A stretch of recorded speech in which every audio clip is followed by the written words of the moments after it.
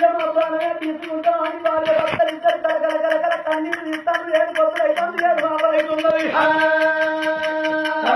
బిడ్డలేరు మొత్తం నీళ్ళు తాగుతలేరు ఒక్క పొత్తులు వచ్చి ఉపవాసాలతోటి రాజన్న గుడి లోపల పూజలప్పుడు చేస్తున్నారు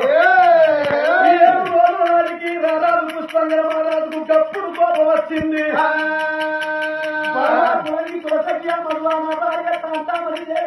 అందుకలరు ఇందులేదన్న సందేహమే లేదు ఎందరిని వెళ్చిన అన్నందుకలరు నమ్ముకున్నవారికి నా పేరే ఉత్తమ నారాయణ నీకు పూజలు చేసినమ్మా రోజులైతున్నది పూజలు చెప్తున్నావు అని కళ్ళ దేవుడు మనకు కల చెప్పలేదు అందులో దేవుడు మనకు మాట చెప్పమాయనే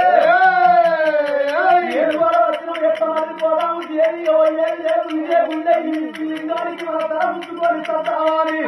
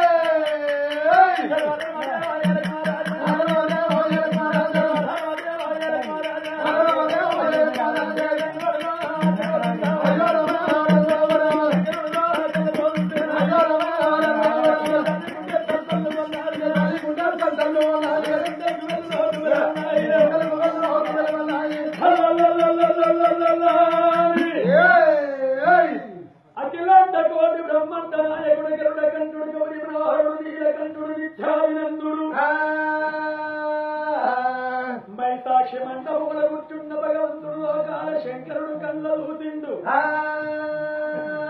ఎవరిది కంటి నీరు అనేక దృష్టి పెట్టిండు అని చేతులు తిండు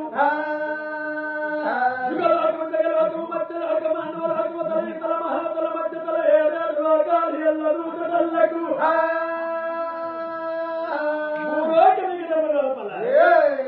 పుష్పంగ నగరాన్ని మరి వాడు పుష్పంగ మహారాజు భార్య కాంతమని దేవి కొడుకులు కావాలి బిడ్డలు కావాలని పూజలు చేస్తున్నది దాని కడుపు లోపల బిడ్డ సంతానమైతే లేదయ్యా దాని కడుపు లోపల ఒక్కగాను ఒక్క కొడుకు పుట్టేది ఉన్నది కానీ కొడుకుతోటే కోరి బాధలు వచ్చేది ఉన్నది ఎన్ని బాధలు వచ్చినా ఎన్ని కష్టాలు వచ్చినా నేను ఓర్చుకుంటానంటే సంతానం ఇచ్చి వస్తా